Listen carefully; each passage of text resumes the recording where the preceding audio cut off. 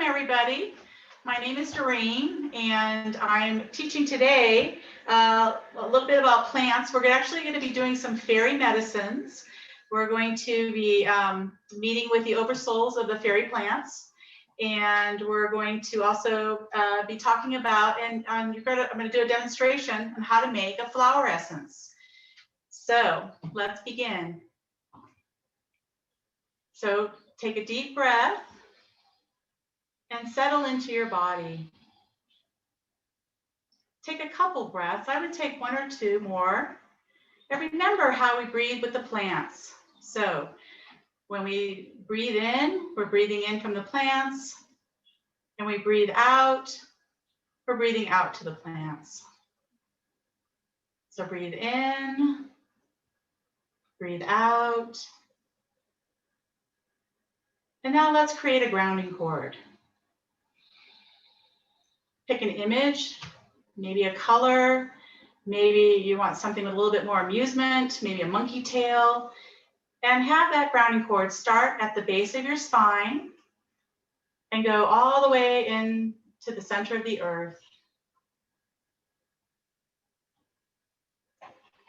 And I like to tug on mine to make sure that it's grounded in there and it's secure.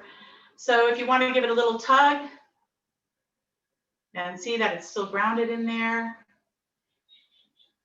and then set that grounding on release. Remember that you can release from anywhere in your body, in your chakras, in your aura, and that will all go down your grounding cord. No effort. Take another deep breath. Let go all of the stresses or the things you have to do. Let them all go down your grounding cord.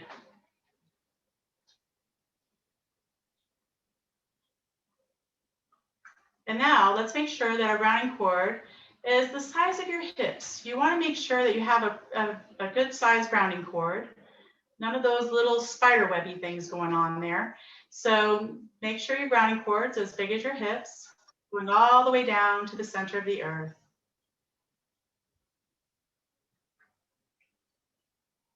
Now imagine over your head a soap bubble.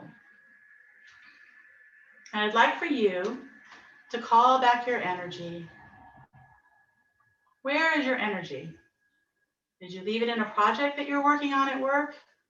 Call your energy back into that big soap bubble and watch as it fills up. Did you leave some of your energy at the grocery store today? Call that energy back. Perhaps it's on the astral, where you were going and sleeping last night. Bring that energy back into that golden sun. And when that golden sun is 3 times the size of you, I would like for you to poke a hole in it and let it come down and fill you up. You can start with filling the chakras, the first, the second, the third, which is your solar plexus, the fourth, your heart, the fifth, your throat, the sixth, your third eye, and then fill up your seventh.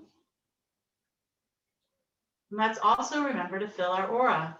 So get that gold sun to spread out and fill out that aura that's around you. Fluff it out a little bit. Give yourself some space.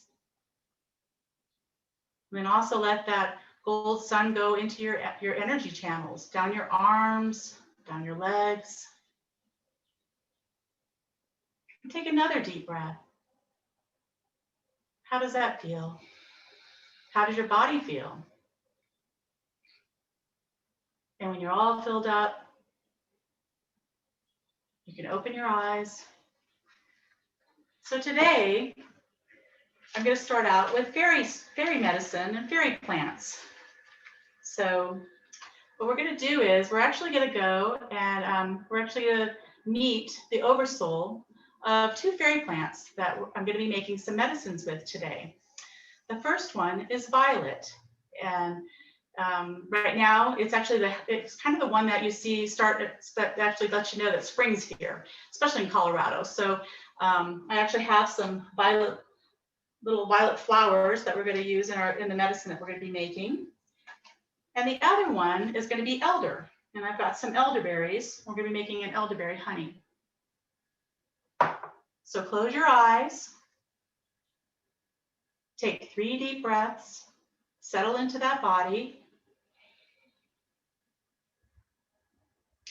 And what I would like for you to do is imagine in front of you a little landing pad. And this is where the oversoul of that plant is going to land. It can be a little square. It's just a little bit out in front of you. And that's where the oversoul of the plant is going to be. Take a deep breath. And we're going to call in the first oversoul. It's going to be for the violet plant. And I want you to see that oversoul of the violet plant on that landing pad out in front of you. And you can also put your hand out and touch it. How does it feel? What color is it? This is the oversoul of the violet. Next, I would like for you to ask the oversoul of the violet, what is the purpose of the violet on this planet? What is its job? Take a few moments and listen to what the oversoul of the violet has to say.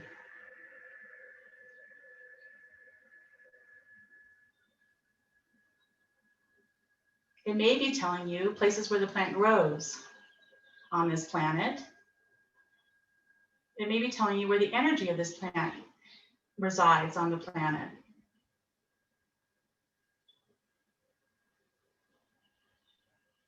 Okay, so next, I'd like you to ask the plant for a gift. Ask this oversoul for a gift for you. It could be words of wisdom. It may just be a sense or a feeling. Take your time and sense or feel or hear what the oversoul of the planet has to say to you.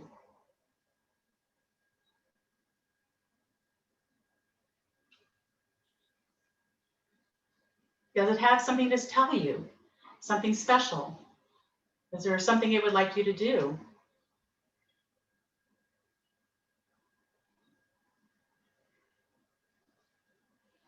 Take a few moments. And then I'd like you to thank the oversoul of the violet plant. And then notice that it's left that landing space in front of you. Take a deep breath and settle into your body. Next, we're going to invite the oversoul of the elderberry.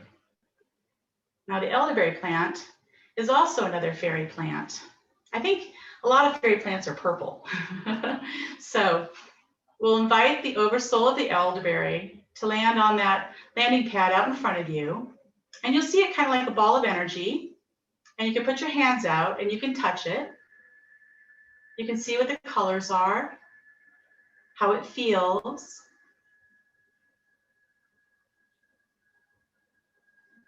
And next, ask it, what is the purpose of the elderberry plant? What is its job on this planet? It might show you where it lives, the medicines it's for. It might give you a sense, the color. Take a few moments. And if you have other questions, go ahead and ask that elderberry plant. You might want to ask its connection to the fairies.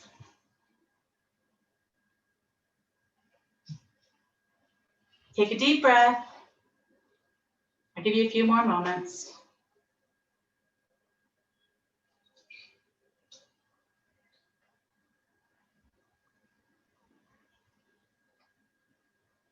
Okay, now ask that elderberry, the oversoul of the elderberry, if it has a gift for you. Does it have some words of wisdom? Maybe it has a picture or something it would like you to do. So ask it for a gift. Maybe it wants to give you a healing, if you like that.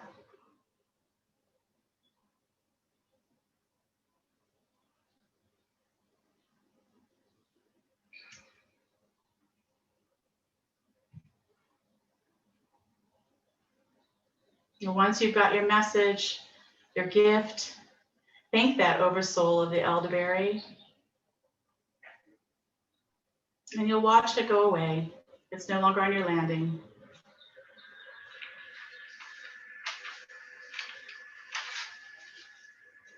So violets, they're called blue, like I was going to go over like we did last time, the Materia Medica. So violet is called blue violet or sweet violet.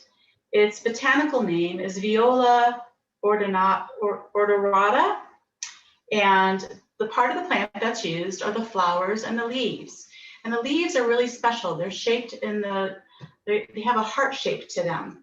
And the leaves are usually a lot of times what people use for the healing properties of that plant. Although I gotta say, the flowers are pretty special on their own as well. The plant is a vulnerary, which means it's used for wound healing. A lot of times, violet leaves are used for cystic breasts. You'll see it used a lot of times for cancer as well as for lumps and stuff and tumors. It's antispasmodic, which means that it prevents and relaxes spasms. It's a demulcent, which softens and soothes the mucous membranes. And its uses, they also use it for coughs. You'll hear about violet syrups that people will make.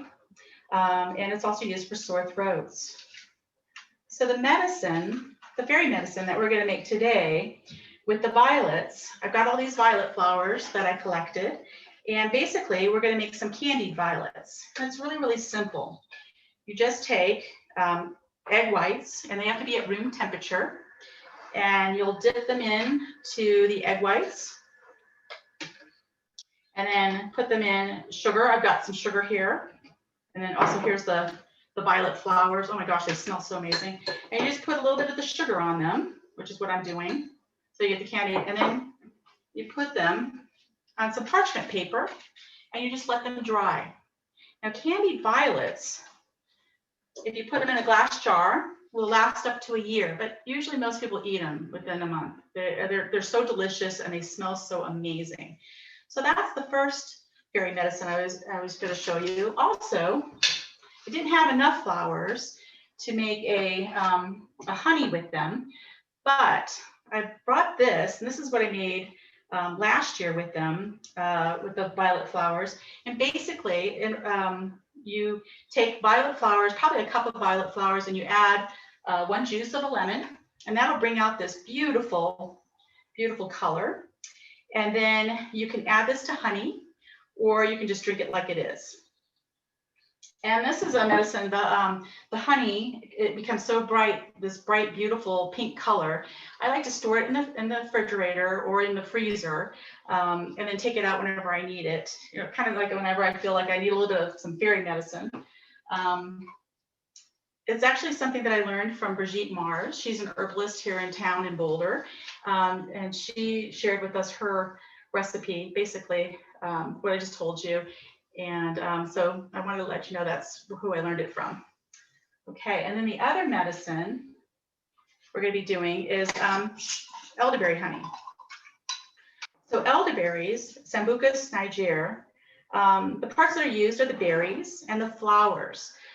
It is an anti-inflammatory, antispasmodic, antiviral, decongestant, digestive, and it's a rejuvenating tonic. It's used for colds, flus, immune support, and respiratory infections. So I have some berries that I had in the freezer, and you definitely, if you're going to be collecting your berries and stuff, you want to make sure that you want to cook them for a little bit. I haven't cooked these yet. So basically, I'm just going to add the honey to it, and then I would put it on the stove kind of in a low simmer for probably 15 minutes. So I'm going to add this honey, and it actually will be a beautiful purple color, the honey. So basically, you just fill that up, And then I would just take it and put it on the stove in a little bit of water and heat it up for like 15 minutes so that the berries are heated up a little bit. If you don't do this, it can kind of have a lot of a laxative effect. So you don't really want that. So that's why you want to heat those up. Okay. So that is that part. Okay. So the next thing I wanted to talk about before we get to the flower essences is plant offerings. So plant offerings are gifts to the plants. So when I went to go gather the dandelion flowers and the violets, and all herbalists, well, most herbalists I know do this, you always bring an offering for the plants. And it can be anything. I know that a lot of times I'll bring chamomile and I'll offer chamomile for the plant.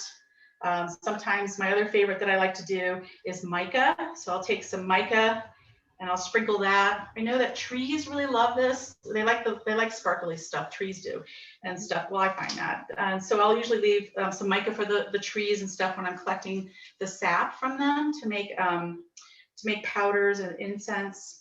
The other thing that I'll use is nettles. Nettles are high in minerals, and so it kind of gives back to the plant a little bit with some lavender. And so that's some plant offerings. And then I was going to show you. So Monica, my friend Monica, who's letting us use her kitchen, she will dry all of her flower petals, and she will incorporate these in her plant offering bag. And in her plant offerings, she's got roses, she's got herbs, she's got flower petals, all kinds of flower petals, lavender. She also has shells. So you can be as creative as you want. So when I come upon a plant that I would like to gather from, I ask permission. And a lot of times, unless it's like if I was going to the elder, like an elder tree, it's easy to talk to the elder bush. You just say your name and state your purpose. Like I say, would like to collect your berries for the winter to make a winter medicine, and ask its permission. And you usually can sense that if it says yes or no. And if it says yes, then I say I also brought you a gift, and I'll leave the flowers, the mica, or whatever I brought for the plant. Now, if it's like violets, where there's a bunch of them, and dandelions, what I'll usually do is I'll become very quiet and find the plant that's kind of like the leader of the plant. And I will go and talk to that plant and give it an offering and tell it why I'm there. So offerings are really, really important to give to the plants. It makes a big difference on your medicine and the medicines that you make, and the ability to find those plants. So just wanted to talk a little bit about that. Okay. So the next thing I'm going to talk about before we go to the other meditation is flower essences. So flower essences are really, really easy to make, and they're a lot of fun. You can go out into the woods and collect different flowers. The only thing you got to have, there's a couple things you got to have. Number one, it's got to be a sunny day. Sunny day is important because the sun's going to help infuse the flower essence of the flower into the water. You want to also have spring water with you. You don't want distilled water. You definitely want spring water when you're making this. You want to bring definitely something like a funnel and one of these to strain the plants. A lot of times if you're going to go in the woods and stuff, you're going to need to bring all this with you. You want a container to put your flower essence in once you're done. And also bring your plant offerings with you. So the one that I have here that I made actually is with the spring water is dandelion. And I picked the dandelions this morning. And basically you would pick them and you want to cover the surface of the water with the flowers. And then you want to leave the water with the flowers with that plant. So if I was doing dandelion, I put it with a group of dandelions, I put it back down in there. And then I would leave it for 4 to 6 hours and then come back and then actually take off the flowers and put them in a container. Now, a lot of times when I've done flower essences here in Colorado, it can be kind of tricky. It can look like it's a really nice sunny day. I had one where I was making a lavender, no, actually it was a lilac one. And I was pretty excited. I got it, it was 4 hours into it. And all of a sudden a hailstorm came through and I ended up with this big chunk like a snowball in the middle of my flower essence. And I was like, well, you know what? I'm going to go with it. So it was pretty amazing flower essence, I got to tell you. So you never know. You might get a little, little hailstorm when you're making your flower essence. Usually you want to have, it has to be a sunny day at least to start out with. And you want to put it with the plant that you're actually making the flower essence with. So once your flower essence is sat out there for 4 to 6 hours, you want to strain off the flowers. And I think I'm going to put it in a bigger bowl just because strain the flowers off. And you don't need really big bowls because I use a little teeny bowl because here's the thing. You're creating a mother essence first. And it actually lasts a really long time because from the mother essence, you make your stock bottle, and from your stock bottle, you make your remedy bottles or your dosage bottles. So I'm not picking a bunch of flowers. I'm just picking, I'm getting a little teeny bowl, water, and some flowers on there. So, and then once you get the flowers strained off, I usually take the flowers back to the plant and put them out there. You want to put half the amount of your flower water in there. And then the other half, you would fill up with alcohol. And I've got some alcohol here, but I didn't put it out there. So we're just going to say that I put the alcohol in there. And then this is going to be your mother tincture. So from the mother tincture, you can make a stock bottle. And a stock bottle is what you're actually getting when you buy the Bach flower remedies or you buy any other of the flower essences that are out there. That's a stock bottle. And from a stock bottle, you can go on and make remedy bottles. So when you have your stock bottle, you're going to put half of it, you're going to fill up with spring water, and the other half you're going to fill with alcohol. And then you're going to add 10 drops of the mother tincture. And once you do that, you're going to succuss. And the reason why they do this shaking of the bottle is it actually will mean that your flower essence will go throughout the whole water from the mother tincture. So now, okay, and also I was going to say, make sure you label these. This is the most important thing too. So you want to label them. And on your label, you want to say dandelion, what the plant is. I put mother essence, and then I put where I collected them. So I collected these at the library in Longmont on the grass there. So I put that down, and then I put down the date that I made it. And then the stock bottle, I put the same information. So now I got a stock.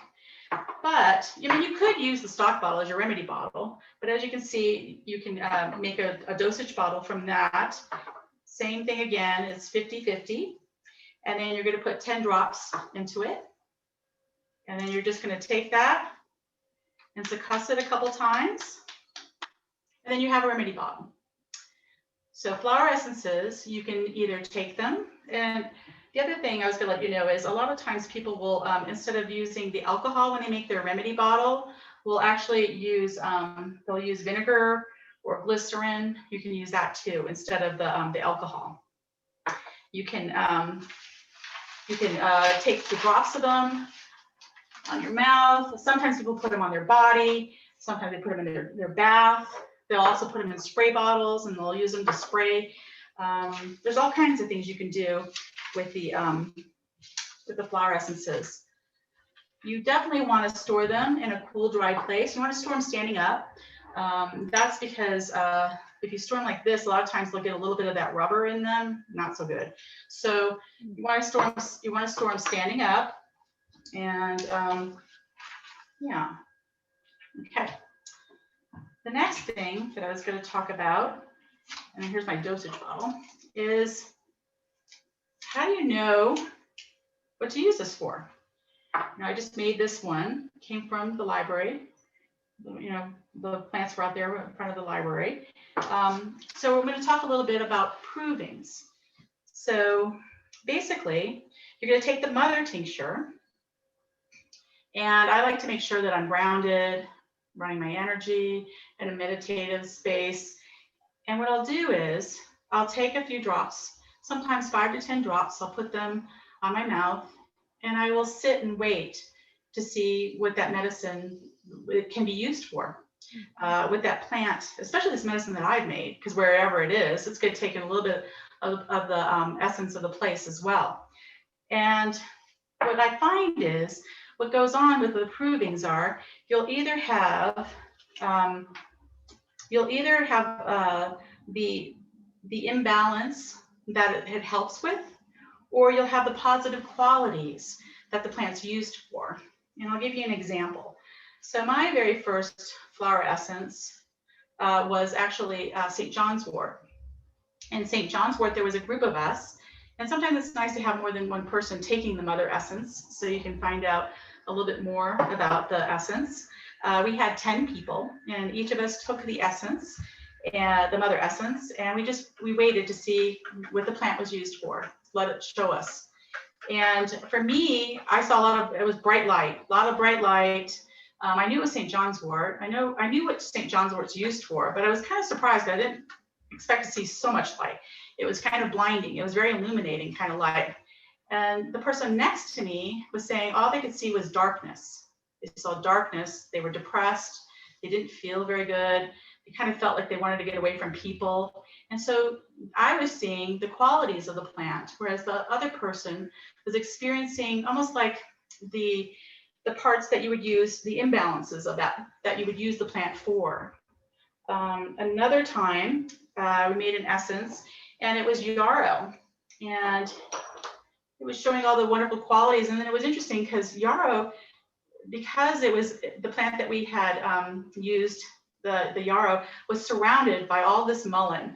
And so that yarrow also had a protection for the lungs, because mullein is used a lot of times for the lungs. So having that other plant around it, it had a little bit of that essence in there. And so it's really nice to do these provings and have a few friends try them and stuff so that you can come up with what is your plant, what is your flower essence going to be really good for.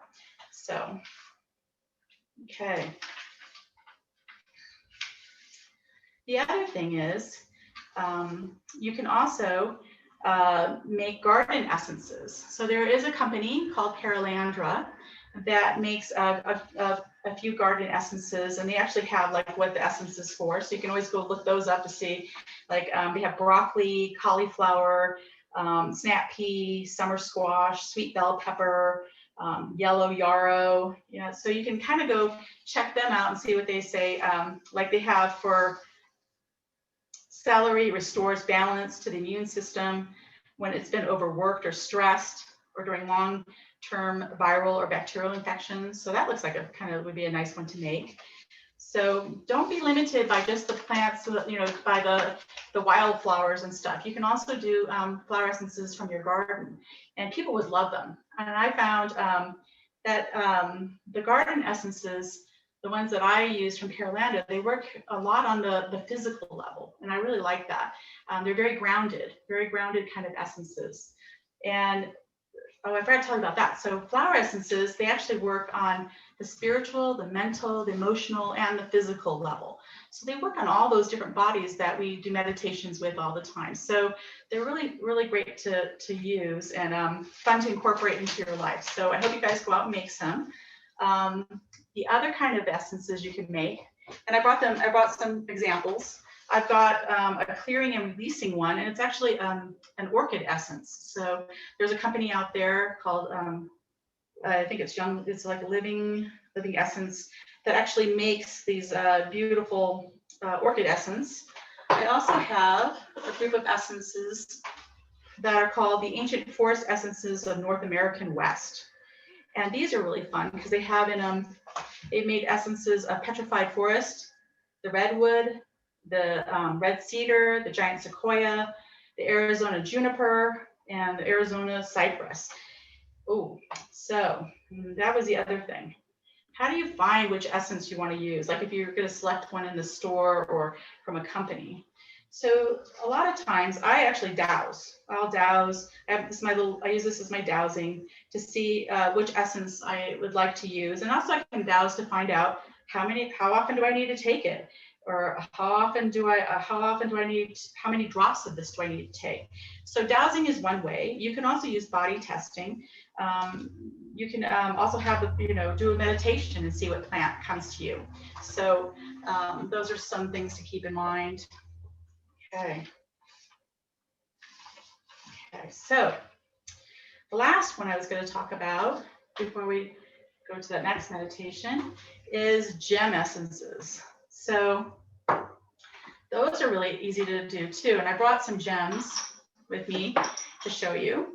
A lot of times people have, they say you have to use, uncut gems and stuff, but I think, whatever you want to use is going to be fine. I've used ones that are polished and they've come out beautiful. So it's the same thing as doing a flower essence. You want to use your clear bowl. I'm going to take these out, and you want to fill it up with spring water. You don't need to put that much because remember we're making a mother tincture with that essence. And so basically, you would put your crystal in there. Actually, I like to at least cover the crystal, and then set it out in the sun for 4 to 6 hours. And then you can go through the same process that we went through with doing the flower essence. And you can do the provings with them too. So, I mean, you can look them up, but I find I like to do the provings to find out what the essence I made, what it does. There is a company, there was a coffee shop that was in Taos that was called Cat's Coffee. And they're pretty special because they actually had a lot of crystals and stuff, and you could actually select a crystal to put in your coffee or your drink. I know it's not the same as making your own, but it was kind of fun to have the crystals in your drink for the day. And they would give you a little piece of paper that would tell you what the crystal, how it infuse your. And then you get to take it home. Yes, you got to take it home. Yeah. So that was kind of fun. So you can think about also maybe putting the crystals in your water bottle, and having that infuse your water bottle for you for the day.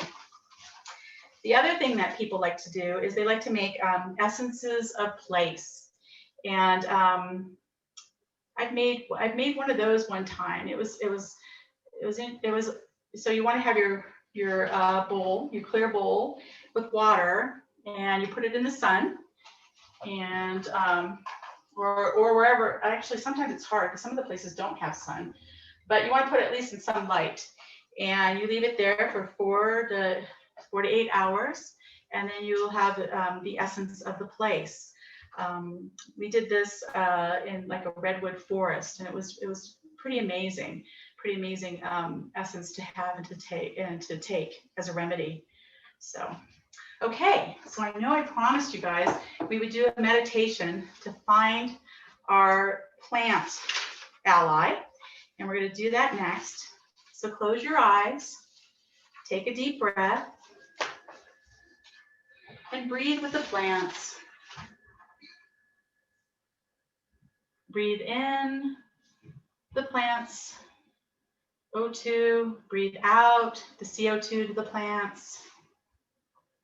Take another deep breath and breathe in from the plants and breathe out to the plants.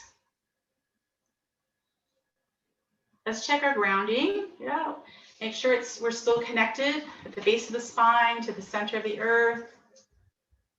And let's call back our energy in a gold sun above our head. Create a big bubble. See it filling up to be 2 times, 3 times the size of you. And when it gets to be full, pop a hole in it and let it fill you up. Starting at your head, going down your neck, filling up your chest, your stomach, your hips, going down your legs, a little bit down your grounding cord. That's always nice. Then filling up your aura, your chakras. And then I want you to take another deep breath. And we're going to meet the oversoul of your plant ally. And what I'd like you to do is imagine that landing in front of you again, a couple feet out in front of you. And I would like you to invite the oversoul of your plant ally. And you'll see it as a ball of energy. It'll be out there in front of you. You can reach out and touch it. See what that energy feels like. You can ask it what plant it is. Or you can just see what it could show you what it looks like.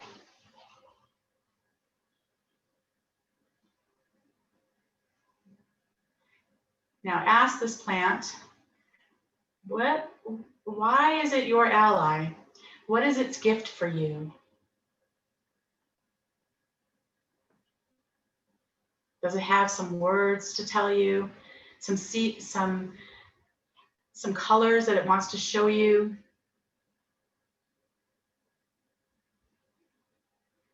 Maybe it's there for helping you with a specific chakra. You can ask that as well.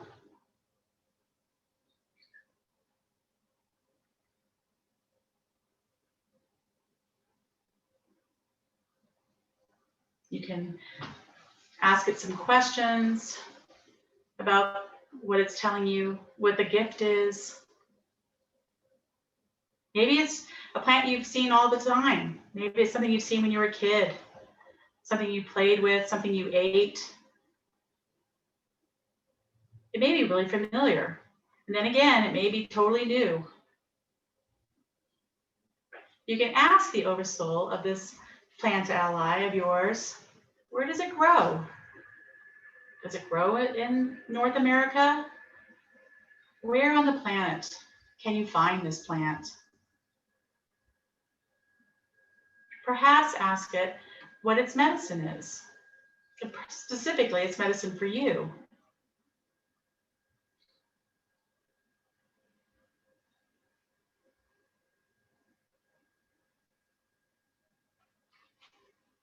Take another deep breath. And I would like for you to offer it a gift. Maybe it's one of the things that I talked about, nettles, maybe it's some words. A lot of times, some herbalists, they'll give water or they'll give prayers or a song to the plant. Whatever you find appropriate, give that to the plant, to the oversoul of the plant.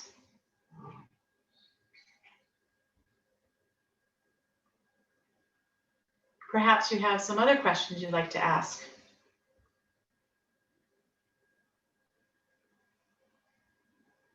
Like, how do I, will you be showing up in other ways in my life? Take a deep breath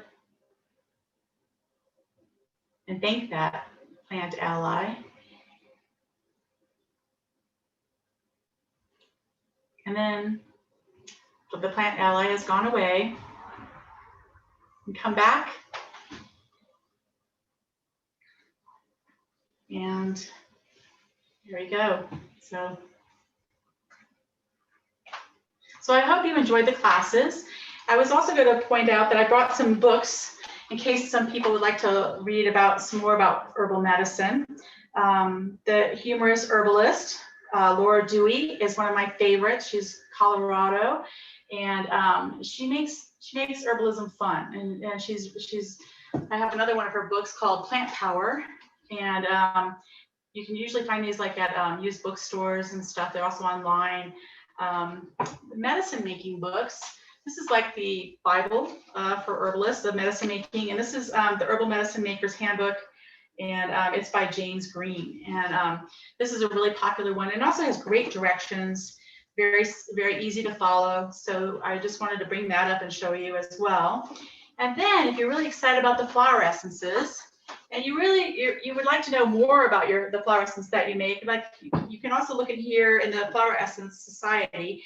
They've created this book, and they've got a lot of information about the different plants. So you can always look in there to see their healing properties that they find for like yarrow or violets or any of those plants. So, and there's also a book of crystal gem elixirs. I didn't bring that one with me, but you can find that, that's on the internet and stuff like that. So it has like little information on how to make the gem essences and using them and stuff. So I hope you guys enjoyed the classes, and I was going to open up for questions.